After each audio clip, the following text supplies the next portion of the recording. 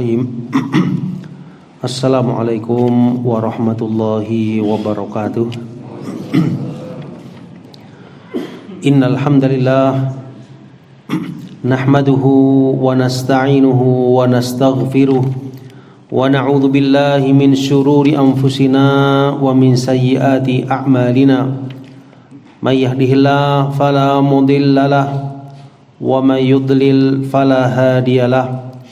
Wa asyhadu an la ilaha illallah wahdahu la syarika lah wa asyhadu anna Muhammadan abduhu wa rasuluh. Allahumma salli ala nabiyyina Muhammad wa ala alihi wa ashabihi wa man tabi'ahum bi ihsanin ila yaumiddin, amma ba'd. Ikhwani fiddin wa akhwati fillah, azzakumullah, kaum muslimin dan muslimat rahimani wa rahimakumullah, jamaah salat subuh Masjid Al-Muttaqin yang dimulakan oleh Allah Subhanahu wa taala.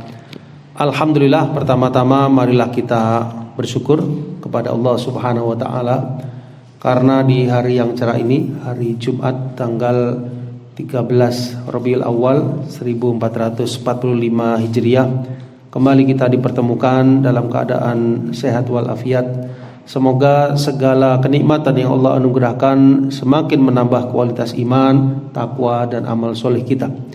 Dan siapapun yang sedang diuji dengan sakit segera diberikan kesembuhan oleh Allah Subhanahu wa taala, diberikan kesabaran dan menjadi maghfirah serta penggugur kesalahan-kesalahan. Amin ya rabbal alamin.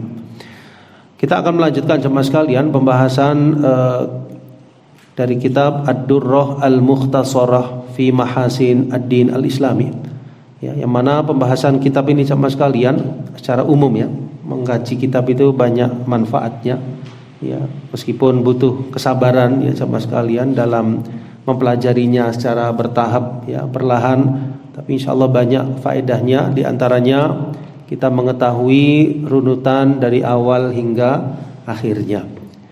Runutan dari awal hingga akhirnya, apapun kitab yang dibahas, ya, baik tentang akidah, tentang hadis, fikih, sirah dan yang lainnya. Kemudian yang kedua, dengan kitab itu sama sekalian kita ada apa istilahnya itu, pembelajaran, ya, terhadap pemahaman dan juga menguatkan pemahaman kita terhadap bahasa Arab yang insyaallah, ya, sedikit demi sedikit dari yang dibahas dari kitab apapun itu insyaallah menambah, ya, al-mufradat, ya, kosakata, kemudian juga kita mengenal, ya, kalimat-kalimat dalam bahasa Arab yang insyaallah diharapkan ke depannya kita bisa dimudahkan oleh Allah Subhanahu wa taala untuk mengkaji dan membaca kitab-kitab para ulama, ya, insyaallah demikian. Di pertemuan yang terakhir kita sampai di Al-Mithal Ar-Rabi' dari apa yang diuraikan Syekh Abdurrahman As-Sa'di rahimahullah taala tentang keistimewaan dan keindahan agama Islam. Kita akan lanjutkan kepada Al-Mithal Al-Khamis, contoh yang kelima atau perkara yang kelima, ya, yang menunjukkan keindahan agama Islam. Ya. Kata beliau, dinul Islam huwa dinul hikmah. Agama Islam itu adalah agama hikmah. Ya, Masya Allah, agama hikmah. Artinya dalam segala sendi-sendinya itu terdapat apa? Hikmah di dalamnya. Ya, sampai pun di dalam nama Islam itu sendiri, ya, nama Islam itu sendiri mengandung hikmah. Apa arti Islam sama sekalian? Ada yang masih ingat mungkin dari apa yang disampaikan para ulama, di antaranya Syekh Muhammad bin Abdul Wahhab rahimahullah taala? Ya. Ya.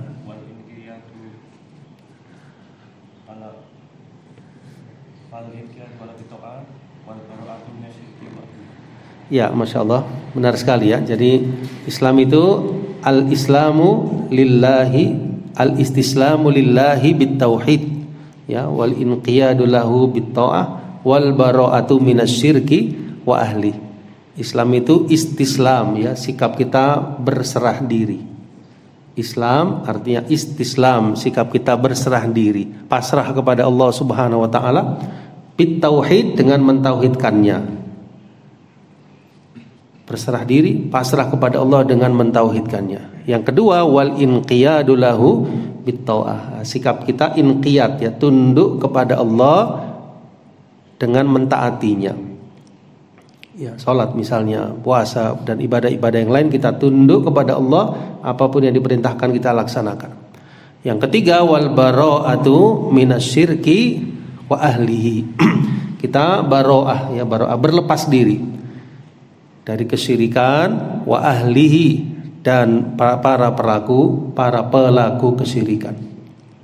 Itu yang kandungan makna Islam yang dijelaskan oleh salah seorang ulama, itu Syekh Muhammad bin Abdul Wahhab rahimahullah taala, yang tentunya beliau mengambil dari Al-Qur'an maupun dari As-Sunnah. Kesimpulannya pada 3 perkara tadi: al-istislamu lillahi bitauhid wal inqiyadu lahu bitta'ah wal bara'atu minasyirki wa ahli Islam. Ya, berarti kalau kita sudah menyatakan Islam, jamaah sekalian, artinya kita sudah memasrahkan diri kita untuk mentauhidkan Allah, tunduk kepadanya, berlepas diri dari apapun yang dilarang oleh Allah Subhanahu wa taala. Nomor satunya adalah kesyirikan, ya, sebagaimana dalam ayat A'udzubillahi minasyaitonirrajim. Qul inna salati wa nusuki wa mahyaya wa mamati lillahi rabbil alamin. Katakanlah, sesungguhnya salatku, wa nusuki, sembelihanku, kurbanku, wa mahyaya, hidupku, wa mamati, matiku, lillahi rabbil alamin, adalah untuk Allah, Rabb sekalian alam. Karena itu kita sebagai manusia yang beriman, kita disebut Abdullah, ya, hamba Allah Subhanahu wa taala. Nah, hamba itu harus menurut, harus mengikut kepada tuannya. Ya, hamba itu nama lainnya adalah budak. Hamba sahayanya Allah Subhanahu wa taala. Kita Abdullah, ya, jamaknya ibadullah. Ya, berarti apapun yang Allah perintahkan sebagai Rabb kita yang memiliki kita, Allah SWT melarang kita dari sesuatu, kita mengikuti sami'na wa ata'na. Perintahnya kita taati, larangannya kita tinggalkan. Ya, kemudian hikmah pada perkara-perkara lainnya, ya, sudah dijelaskan di poin-poin sebelumnya tentang hikmah dari sholat, dari zakat, dari puasa, dari haji. Dan segala sendi dalam Islam itu mesti ada hikmah-hikmah, baik kita ketahui maupun tidak kita ketahui. Ya, ada hikmah yang zahirah, yang tampak, ada hikmah yang mungkin kita tidak tahu, tapi kita yakin pasti di balik itu ada hikmahnya. Pasti di situ ada hikmahnya. Misalnya yang tidak kita ketahui, kenapa misalnya sholat subuh ya 2 rakaat, sholat isya 4 rakaat. Ya, ini hikmahnya Allah yang Maha tahu. Ya, tawaf 7 putaran, ya, melempar jumrah 7 kali lemparan, ya, Allah yang Maha tahu. Adapun yang kita ketahui, maka para ulama menjelaskan hikmahnya demikian, hikmahnya demikian. Ya, jadi apapun mesti ada hikmahnya, baik yang tampak maupun yang tidak tampak bagi kita. Kemudian wadinul fitrati, ya, jadi agama fitrah, ya, agama fitrah, jemaah sekalian, yang mengajarkan kepada kita tentang fitrah. Ya, di antaranya ada beberapa perkara yang termasuk dari perkara-perkara fitrah. Siapa yang mau menyebutkan perkara-perkara yang disebut sebagai fitrah? Apa di antaranya? Ya, di antaranya al-istihdad, ya, kemudian qadful alfar, ya, kemudian nadful ibid, ya, memotong bulu ketiak misalnya, memotong kuku, ya, dan sebagainya. Ini termasuk apa? Fitrah, ya. Nah, memendekkan kumis, ya, termasuk dari fitrah. Dan perkara-perkara lainnya yang disebutkan, termasuk juga adab-adab toharoh, ya, diajarkan kepada kita adab-adab toharoh. Ya, ini semua termasuk dari fitrah. Ya, bagaimana seseorang ketika ingin, ya, menunaikan hajahnya, ya, ada adab-adabnya. Jadi kita fikir mesti ada adab qada al-hajah. Ya, ini menunjukkan bagaimana Islam yang menjelaskan tentang al-fitrah. Ya, kemudian bagaimana tentang kesucian. Ya, bagaimana kalau terkena sesuatu yang najis di pakaian kita dan sebagainya, diajarkan dengan lengkap dan detail. Wadinul aqli was-shalah wal falah, ya, kemudian Islam itu agama al-aql, agama akal fikiran, ya, maksudnya agama yang sesuai dengan akal fikiran yang sehat. Was-shalah, ya, shalah di sini pakai ha, ya. Was-shalah agama kebaikan, ya. Kalau salat, tapi kalau shalah pakai ha, kebajikan, agama kebaikan. Ya, wal falah agama kebahagiaan. Ya, itu muadzin mengumandangkan hayya 'alas shalah. Ya, marilah menuju kebaikan. Hayya 'alal falah, marilah menuju kebahagiaan. Baik. Wal falah, ya, jadi kebahagiaan jamaah sekalian ini merupakan sesuatu yang ada dalam agama kita. Kebahagiaan tidak hanya dunia tapi juga sampai akhirat. Yuwaddihu hadzal asal, ya, menjelaskan tentang pokok ini, ma huwa muhtawin alaihi minal ahkamil usuliyah wal furu'iyah. Ya, jadi lebih jelasnya tentang asal di atas, pokok di atas, ma huwa muhtawin alaihi minal ahkamil usuliyati wal furu'iyah. Apa yang terkandung, ya, dalam agama ini berupa hukum-hukum yang sifatnya usuliyah, pokok, wal furu'iyah, yang cabang. Ya.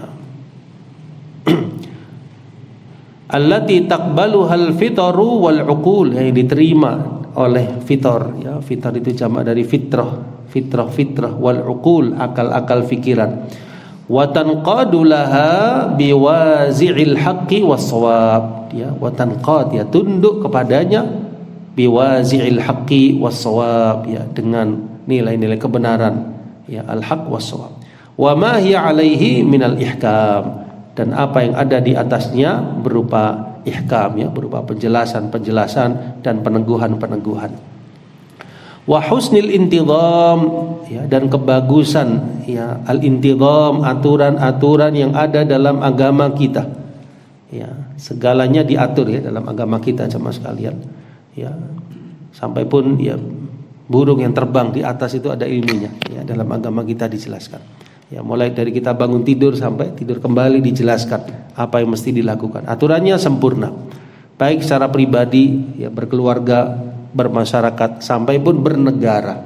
Ya, Imam Ibn Taimiyah punya kitab apa? As-Siyasah Asy-Syar'iyyah. As-Siyasah Asy-Syar'iyyah. Ya, tentang masalah pribadi dijelaskan, ya, tentang apa-apa yang perlu dilakukan, mesti dilakukan, ditinggalkan. Berkeluarga, ya, ada fiqhul usrah, ya, kemudian bermasyarakat, ada tetangga, dan semuanya diajarkan dalam agama kita. Wa annaha shalihah li kulli zamanin wa makan, ya, dan bahwasanya agama Islam itu shalihah, tepat, cocok, sesuai untuk setiap zaman dan setiap makan. Makan itu tempat, setiap zaman dan setiap tempat cocok, karena yang membuat syariat Islam adalah Rabbul Alamin, Rabbul Izzati wal Jalal, Allah Subhanahu wa ta'ala. Fa akhbaruhu kulluha haqqun wa sidqun, ya, maka khabar-khabar yang di dalam agama ini jamaah sekalian, yang dijelaskan dalam Islam, semuanya adalah hak, wa sidqun, dan kebenaran. Hak dan kebenaran. Ya, hak juga kebenaran, ya. Sidqun juga kebenaran. Ya, di sini termasuk, ya, satu makna yang bisa lebih dari satu kata, ya, haqqun wa sidqun. Lam ya'ti wa yastahil an ya'tiya ilmun sabiq aw lahiq bima yanquduha aw yukadzibuha. Ya, mustahil ada ilmu yang terdahulu atau yang akan datang yang bisa menolak atau mendustakan agama Islam. Ya, jadi tidak akan ada yang bisa untuk menolak tentang agama ini atau mendustakannya.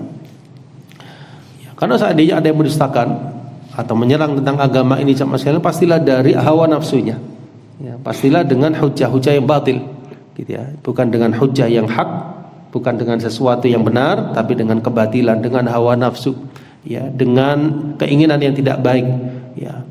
Tapi secara ilmu yang benar tidak akan ada yang bisa untuk menggugurkan atau mendustakan agama Islam. Wa hiya a'dhamu burhanin ala sidqiha, ya, ini merupakan sebesar-besar bukti atas kebenaran agama Islam dan syariat-syariatnya. Wa qad haqqaqal muhaqqiqunal munsifuna, ya, dan sungguh telah haqqaqa, ya, merealisasikan, bisa juga bermakna mentahqiq, ya, al muhaqqiqun, ya, para pentahqiq, al munsifun, yang mereka itu objektif. Anna kulla ilmin nafi'in dini, bahwasanya setiap ilmu yang bermanfaat, baik itu sifatnya agama, au dunyawi atau dunia, au siasi atau sifatnya siasah, faqad dalla alaihi al-Qur'an dalalah la raiba fiha, ya, maka sungguh Al-Qur'an telah menjelaskan dengan penjelasan yang la raiba fiha, tidak ada keraguan padanya. memberikan dalalah, petunjuk, la raiba fiha, tidak ada keraguan padanya. Ya, apapun ya jamaah sekalian, baik itu ilmu tentang agama ya, pastinya diajar dalam agama kita, tentang sifatnya dunia maupun siasah telah ditunjukkan ya oleh agama kita, la raiba fiha, tidak ada keraguan padanya. Apa misalnya tentang dunia jamaah sekalian? Ya, tentang agama pasti ya, tentang dunia ya, misalnya tentang pentingnya mencari rezeki ya, seorang yang dia pergi ke gunung mencari kayu bakar ya, lalu dia jual, itu lebih baik daripada dia meminta pada manusia ya. Termasuk juga dalam masalah tolong menolong pada orang lain, kan sifatnya keduniaan ya. Ausias ya, sifatnya siasah ya, tata negara, ini juga dibahas ya tentang agama kita ya. Di antaranya ayat yang artinya wahai orang yang beriman, taatlah kalian kepada Allah, taatlah kalian kepada Rasul dan para ulil amri di antara kalian. Ini termasuk siasi. Baik. Falaisa fi syariatil Islam ma tuhiluhul uqul ya, maka di dalam syariat Islam tidak ada sesuatu pun yang akal itu menganggapnya sebagai mustahil. Wa inna ma fihi ma tashhadul uqul, tapi bahkan di dalamnya akal-akal ya, akal-akal yang sehat, tashhad menyaksikan, akal-akal yang zakiyah ya, zakiyah itu yang bersih ya, akal-akal yang bersih, yang suci, itu menyaksikan ya tentang Islam ini, bisidqihi, kebenarannya, wa naf'ihi, kemanfaatannya, wa solahihi, kebaikannya ya. Berarti kalau ada yang menganggap sebaliknya ya, akal fikirannya yang perlu dikoreksi ya. Jadi bukan agamanya, akal fikirannya. Akal fikirannya sehat, dia akan sampai kepada kesimpulan agama Islam, agama yang benar, bermanfaat dan sangat solahihi ya, sangat menunjukkan kebaikan. Wa kadzalika awamiruhu wa nawahihi kulluha adlun ya, demikian pula segala perintah-perintahnya, larangan-larangan di dalamnya, kulluha, semuanya, adlun, sifatnya keadilan ya. Kita bisa perhatikan misalnya di dalam hukum-hukum kisos misalnya ya, di situ keadilan ya. Siapa yang membunuh dia dibunuh, siapa mencuri akan diberikan hukuman ya, dengan mencuri itu sama sekali dengan potong tangan ya. Siapa yang berzina dia dicambuk atau dia dirajab, tergantung dia muhsan atau ghairu muhsan ya. Itu semua jamaah sekalian, wa fil qisasi hayah, di dalam kisas itu terdapat apa? Kehidupan. Artinya dengan penerapan itu semua akan tercipta kenyamanan, keamanan, kemudian kehidupan pada manusia, karena yang membuat syariat tersebut Allah Subhanahu wa taala. La dzulma fiha, tidak ada kezaliman padanya ya, tidak ada kezaliman padanya. Pada hakikatnya bukan kezaliman, tapi itu adalah sebuah efek jera jemaah sekalian yang akan membuat orang itu apa? Tidak melakukan perbuatan dilarang oleh Allah Subhanahu wa taala yang bisa merugikan dirinya bahkan orang lain. Ya, meskipun demikian tidak langsung serta-merta diterapkan ya. Ada kaidah-kaidahnya. Misalnya tentang masalah zina itu harus ada dua hal atau salah satu dari dua hal. Ya, di antaranya harus ada pengakuan dari pelakunya atau ada saksi ya. Saksinya itu tidak sembarangan, harus 4 yang kesemuanya orang-orang yang adil, yang amanah, yang melihat dengan langsung, tidak ada keraguan sama sekali. Ya, jadi tidak langsung dihukumi seperti itu, dan yang menghukumi bukan kita, adalah pemerintah di negeri Islam. Itu yang menerapkan. Ya. Setelah masuk ya proses peradilan tentunya. Nah.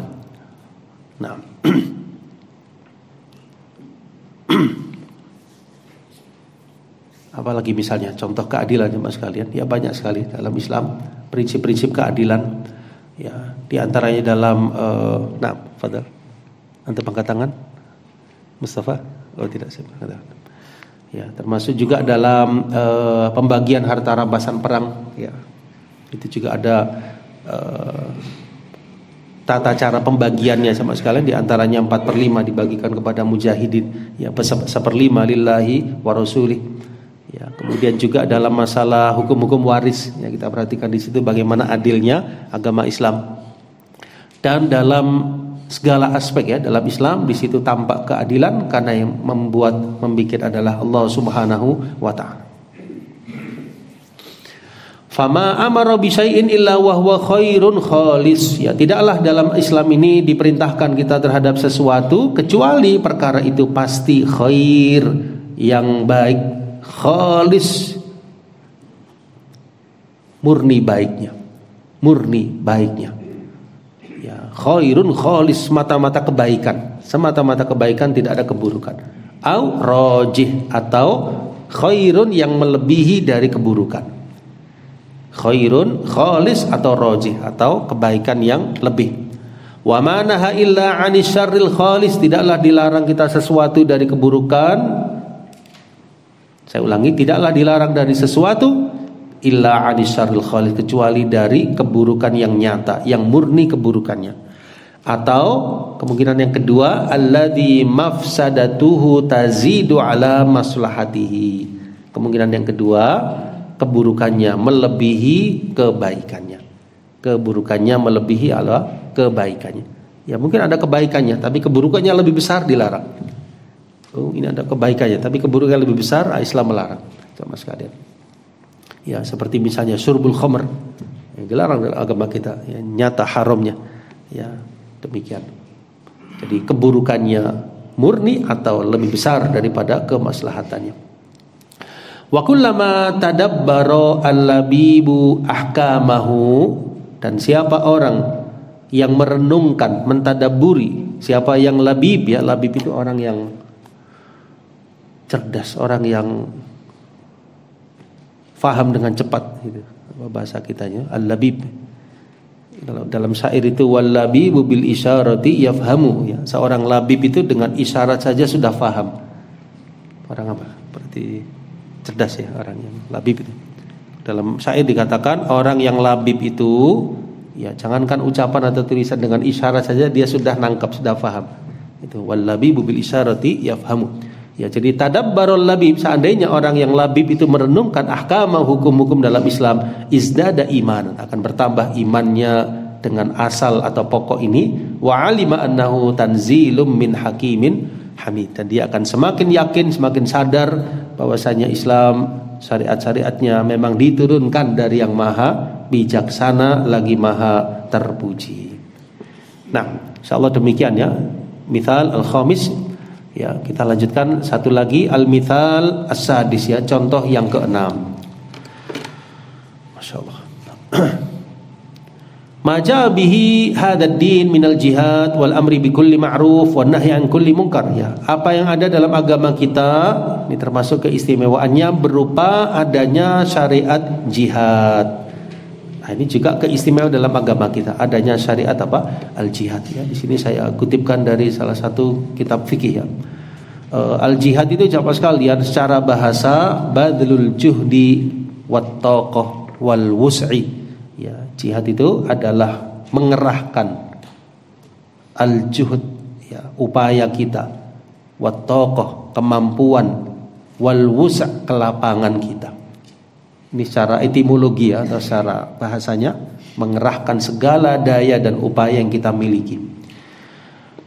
Adapun dalam istilah atau dalam terminologinya, maka jihad itu badlul juhdi wal wus'i fi qitalil a'da minal kufar wa mudafa'atihim, ya. Jadi mengerahkan segala daya dan upaya untuk memerangi musuh-musuh Islam dari kalangan al-kafirin, orang-orang yang kafir, wa mudafa'atihim, dan menolak mereka.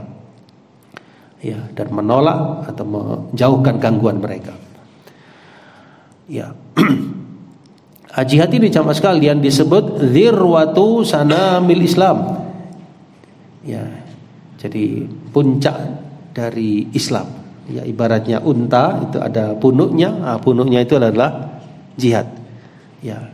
Kalau boleh saya ibaratkan masjid itu menaranya adalah al-jihad fi sabilillah. Jadi pondasinya akidah, tauhid, keimanan, tiangnya adalah salat, kemudian sisi yang lain, ya, tembok, atap dan sebagainya adalah amal-amal yang lain. Nah, puncaknya adalah al-jihadu fi sabilillah.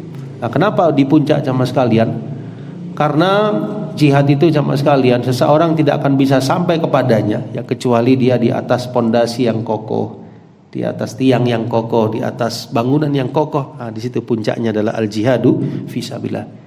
Karena memang berbeda dengan amal lain. Ya, kalau amal lain itu misalnya sholat, dia mengerahkan waktunya, tenaganya. Ya, kalau zakat dia mengeluarkan hartanya. Ya, haji dia bersafar ke negeri yang jauh, ke tanah suci, menunaikan manasik haji. Nah, kalau jihad ini paling beda sendiri. Dia mengorbankan tidak hanya waktu, tenaga, harta, tapi juga nyawa. Nah, nyawa taruhan jadi paling tinggi. Ya. Dzirwatu sanamil Islam. Ya, sebab yang lain kenapa paling puncak sama sekalian? Li'annahu ya'lu bihil Islam, karena dengan jihad itu akan tinggi Islam. Ya, dengan jihad itu akan tinggi Islam, wa yartafi akan terangkat, wa yadhhar akan muncul, akan terlihat. Ya, sehingga tidak heran kalau fadilah-fadilahnya sangat banyak sekali ya dalam Quran, dalam hadis Nabi sallallahu alaihi wasallam. Ya, coba lihat di Riyadhus Shalihin itu ada puluhan ya hadis tentang jihad fi sabilillah, fadilah-fadilahnya, dan ini menunjukkan keutamaan dari al-jihadu fi sabilillah. Nah, tentang hikmahnya jemaah sekalian, di antara hikmah jihad fi sabilillah yang pertama, saya kutip dari kitab fikih ya. Di antara hikmah jihad yang pertama, takhlisun nas min ibadatil authan wat tawaghid wa ikhrajhim ila ibadatillahi wahdahu la syarikalah. Takhlisun nas ya maksudnya membersihkan manusia dari peribadatan kepada berhala-berhala, taghut-taghut. Ya, dengan kata lain, membersihkan manusia dari peribadatan kepada selain Allah, mengeluarkan mereka dari itu semua menuju ibadah kepada Allah semata. Yang kedua, liizalatil zulmi wa i'adatil huquq ila ahliha, ya, menghilangkan kezaliman, menghilangkan segala macam bentuk kezaliman dan mengembalikan hak kepada pemiliknya. Menghilangkan segala bentuk kezaliman dan mengembalikan hak kepada sahibnya atau pemiliknya. Ya, kalau dalil yang pertama tadi Al-Anfal 39. Kalau dalil yang kedua ini adalah Al-Hajj 39. Al-Hajj 39. Yang terakhir di antara fawaid al-jihad idlalul kuffar, ya, untuk menghinakan al-kuffar, ya, wa irghami unufihim wal intiqami minhum, ya, dan membalas ya kejahatan yang mereka lakukan. Ini bisa dilihat dalam surah At-Taubah ayat yang ke-14. At-Taubah ayat yang ke-14.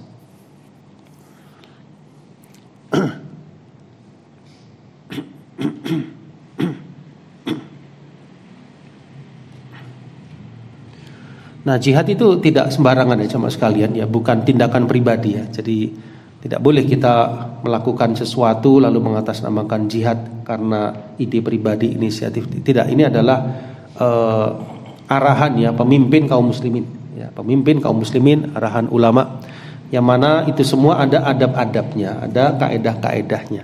Ya, jadi tidak boleh kita misalnya melakukan sesuatu kepada orang yang di luar Islam di sekitar kita misalnya, yang mereka hidup damai bersama kita, ini nggak boleh.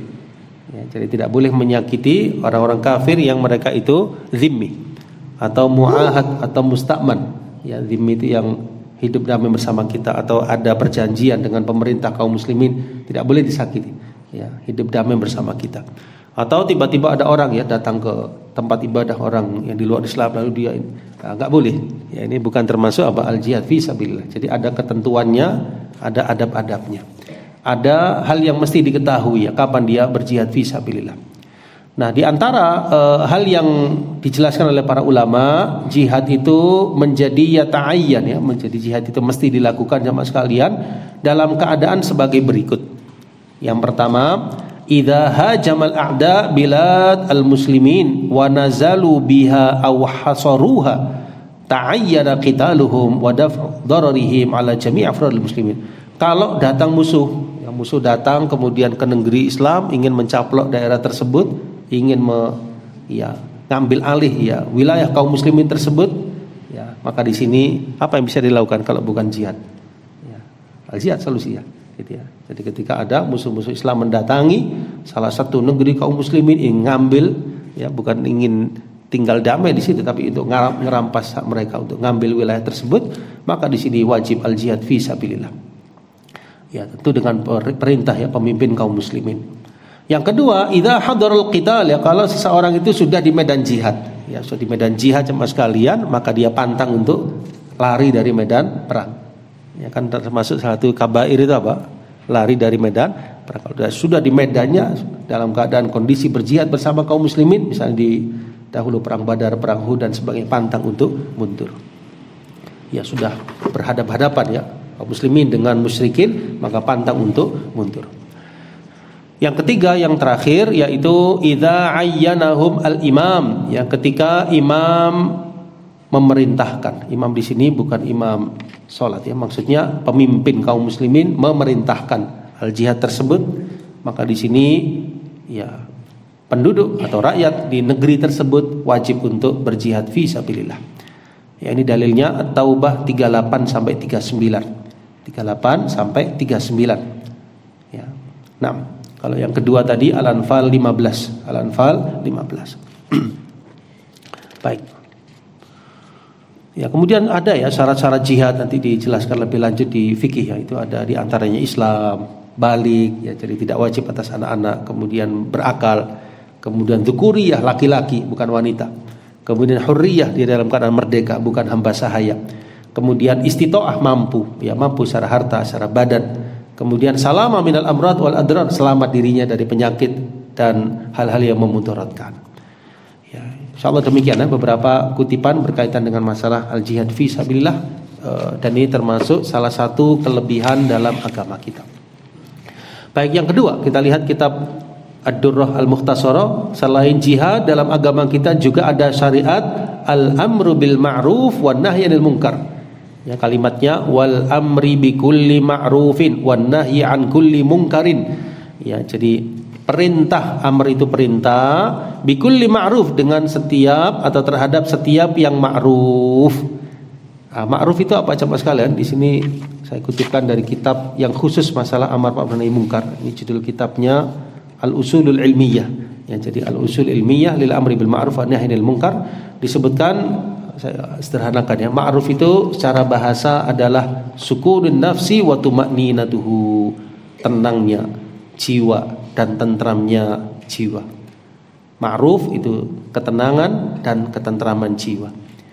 Secara istilah ma'ruf itu satu nama yang mencakup ya, satu nama yang mencakup apa yang diketahui dalam Islam, kebaikannya dan keutamaannya. Satu nama yang mencakup segala yang diketahui dalam Islam, kebaikannya dan fadilahnya. Ya, dengan kata lain, apapun yang dalam agama kita itu dijelaskan kebaikannya, fadilahnya, itu semua ma'ruf. Ya, salat, zakat, puasa, haji, qiraatul Quran, birrul walidain, dan apapun yang di situ disebutkan baiknya, fadilahnya, ma'ruf. Nah, kemudian nahi mungkar, ya nahi itu melarang, mungkar itu apa coba sekali? Mungkar itu secara bahasa lawan dari ma'rifah. Lawan dari ma'rifah. Ma'rifah itu tahu, mungkar itu enggak tahu. Lawannya ma'rifah, ma'rifah itu tahu, lawannya adalah mungkar. Ya. Kemudian secara istilah mungkar itu jamaah sekalian hampir sama dengan yang tadi. Sebaliknya di sini, ismun jami' likulli ma'urifa fil Islam qubhuhu wa dhammuhu. Segala, ya saya ulangi, satu nama yang mencakup segala yang diketahui dalam Islam, keburukannya dan celaan terhadapnya. Satu nama yang mencakup apa saja yang dianggap buruk oleh agama kita atau dicela, itu mungkar. Ya, misalnya yang nomor satu tentunya kufur, ya waliyadzubillah, syirik, ya nifaq, kebid'ahan, ya kemaksiatan secara umum, itu masuk kemungkaran. Ya, apa saja yang dianggap buruknya, termasuk juga tarkus shalah, meninggalkan salat. Nah, di sini bukan pikiran manusia yang menjadi barometer, tapi syariat. Nah, Islam menganggap meninggalkan salat termasuk dosa, berarti masuk mungkar. Tidak puasa di bulan Ramadan, tidak membayar zakat, ya durhaka kepada orang tua, dan apapun yang dianggap keburukan masuk mungkar. Nah, amar ma'ruf nahi mungkar ini sama sekalian ya ada keutamaannya, urgensinya, kedudukannya, majalnya itu maksudnya apa? Bidang-bidang yang bisa seseorang amar ma'ruf nahi mungkar, batasan-batasannya, juga ada pengaruh-pengaruhnya, ada uslub-uslubnya, ada adab-adabnya. Ya, coba kita lihat misalnya tentang apa di sini sama sekalian? Ya.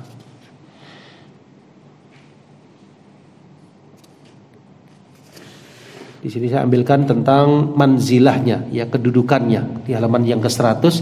Di antara manzilah kedudukan amar ma'ruf nahi mungkar, artinya urgensinya itu apa? Kedudukannya bagaimana? Dijelaskan yang pertama, sini kita ringkaskan ya. Yang pertama, amar ma'ruf nahi mungkar itu merupakan tugas para nabi dan rasul. Tugas para nabi dan rasul ya. Berarti kalau kita amar ma'ruf dan nahi mungkar, berarti seakan-akan kita melanjutkan tugas para nabi dan rasul ya, estafetnya berkelanjutan. Para nabi dan rasul sudah berlalu masa mereka, sudah diwafatkan oleh Allah. Tinggal berikutnya adalah para ulama, para tulabul ilmi yang memahami tentang ilmu. Ini yang terus melanjutkan amar ma'ruf dan nahi mungkar. Karena zaman ini akan terus berlangsung ya, sampai kapan? Sampai hari kiamat nanti.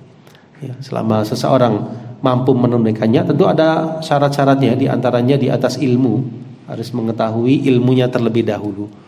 Ya, kita tahu sebuah perkara itu ma'ruf, maka kita boleh untuk menyampaikan amar ma'ruf tadi. Kita pastikan dulu itu mungkar apa tidak. Kalau itu mungkar, baru kita sampaikan nahi mungkar. Ya, itu ada cara-caranya, di antaranya dengan yad, dengan tangan. Kalau tidak bisa dengan lisan, kalau tidak bisa dengan al-qalbu, dengan hati. Ya, uslubnya di antaranya mau'idhah hasanah, kemudian juga bil hikmah wal mau'idhatil hasanah wajadilhum billati hiya ahsan. Ini manzilah yang pertama, kedudukannya. Ya, bisa dilihat ayat-ayatnya, di antaranya dalam surah Adz-Dzariyat ya, Adz-Dzariyat 56 ya, kemudian juga An-Nisa ya 36 ya, demikian juga Ar-Rum ayat yang ke-30 ya. Nah, baik. Yang kedua di antara manzilah dari amar ma'ruf nahi mungkar sama sekalian dijelaskan di halaman 103 tentang bahwasanya amar ma'ruf nahi mungkar itu salah satu kekhususan umat Nabi Muhammad sallallahu alaihi wasallam. Salah satu kekhususan umat beliau yang Allah sempurnakan agama ini dengannya, yang Allah jadikan kesempurnaan dengannya. Ya, jadi kekhususan umat Nabi sallallahu alaihi wasallam. Ya, coba perhatikan di ayat Al-A'raf ya 157.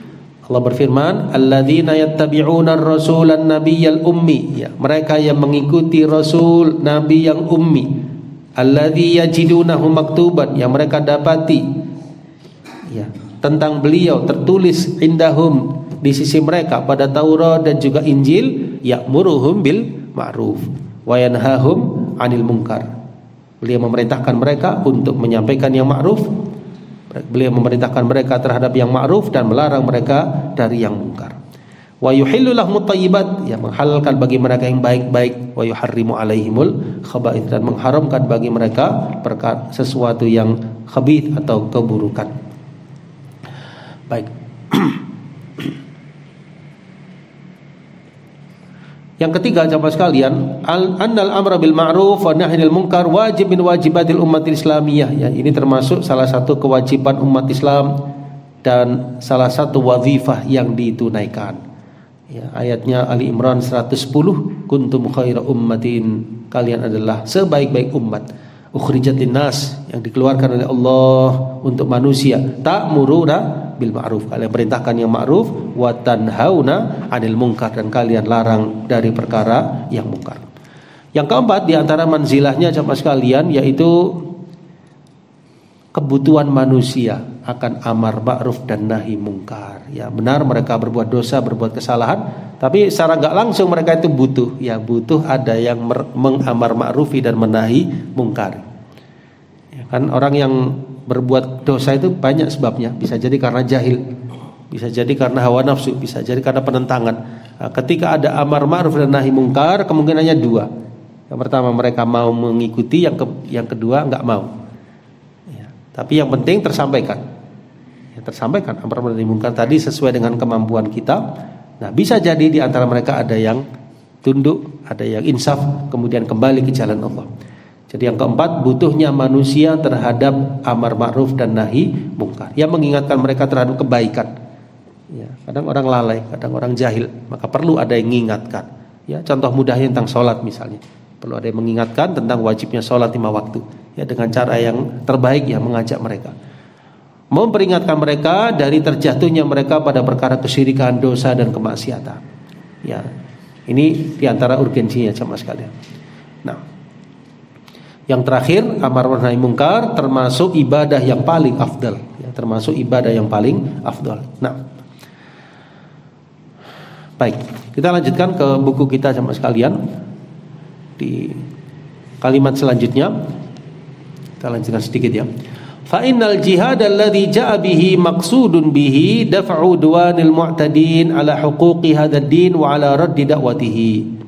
Karena sesungguhnya jihad itu maksud utamanya adalah dafa', menolak, melawan udwanil mu'tadin, mereka yang melanggar hak-hak agama. Ya, mereka yang melanggar, melampaui batas ala huquqi hadzal din, atas hak-hak agama ini. Ya, maksudnya mereka yang melanggar aturan agama gitu ya. Wa ala raddi da'watihi, dan mereka menolak dakwah Islam ini. Wa huwa afdalu anwa'il jihad, dan inilah atau itulah seutama-utama jenis jihad. Lam yuqsad bihi jasha'. Ya, jadi jihad itu enggak dimaksudkan untuk keragusan, wala tama' atau ketamakan. Tujuannya bukan itu sama sekalian. Wala aghradun nafsiyah, bukan pula untuk kepentingan-kepentingan pribadi, bukan. Ya, jihad bukan itu tujuannya. Wa man nadhara ila adillati hadzal asal, siapa yang memperhatikan dalil-dalil tentang asal ini, wasiratin Nabi sallallahu alaihi wasallam, dan secara kehidupan Nabi sallam dan para sahabat, bagaimana ketika kaitannya dengan musuh-musuh Islam, arafa bila syak, dia akan tahu dengan tanpa keraguan, annal jihad yadkhulu fid daruriyat, masuk dalam hal yang sifatnya daruriyat, yang darurat, yang primer, yang sangat penting sekali. Wa daf'i adiyatil mu'tadin, ya, dan menolak setiap sikap melampaui batas, orang-orang yang melampaui batas. Ya, coba dibayangkan kalau nggak ada jihad, nggak ada syariat ini sama sekalian, tentu akan dianggap lemah.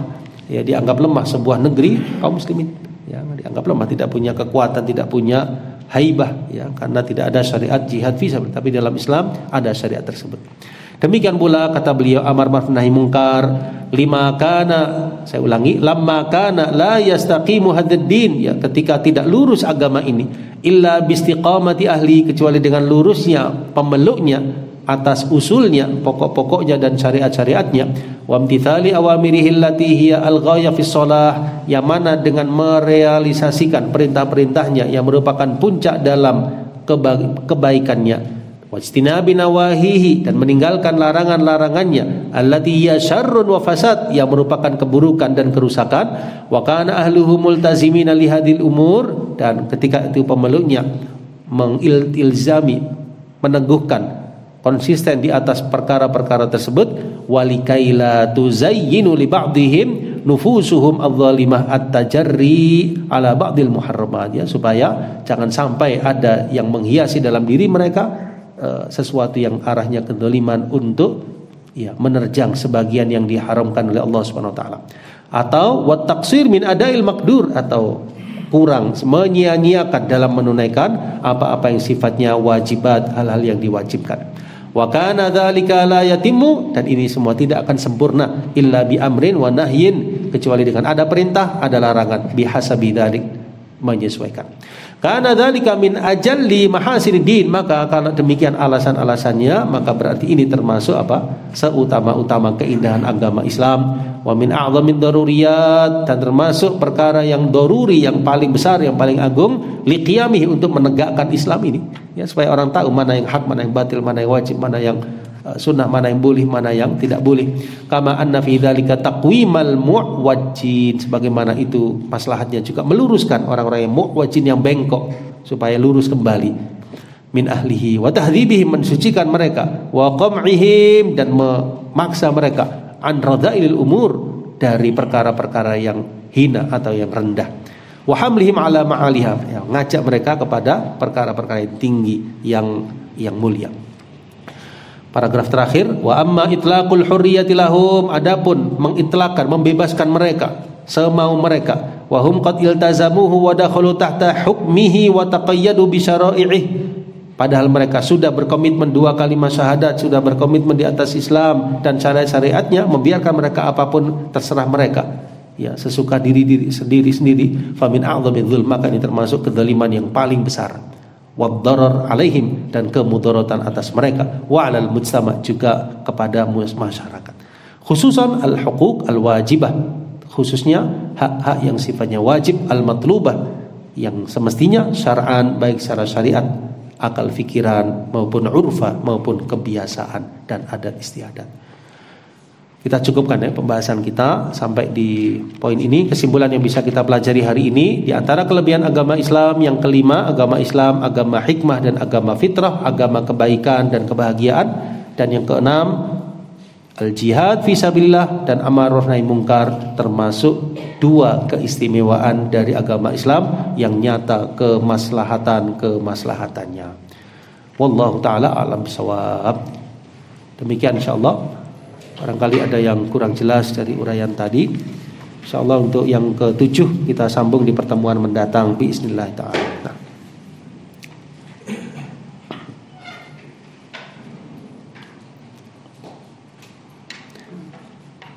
Baik, kalau tidak ada pertanyaan, kita cukupkan pembahasan kita dengan membaca doa kafaratul majlis, ya. Subhanakallahumma wa bihamdika asyhadu an la ilaha illa anta astaghfiruka wa atubu ilaik. Wa akhiru da'wana alhamdulillahi rabbil alamin. Wassalamualaikum warahmatullahi wabarakatuh.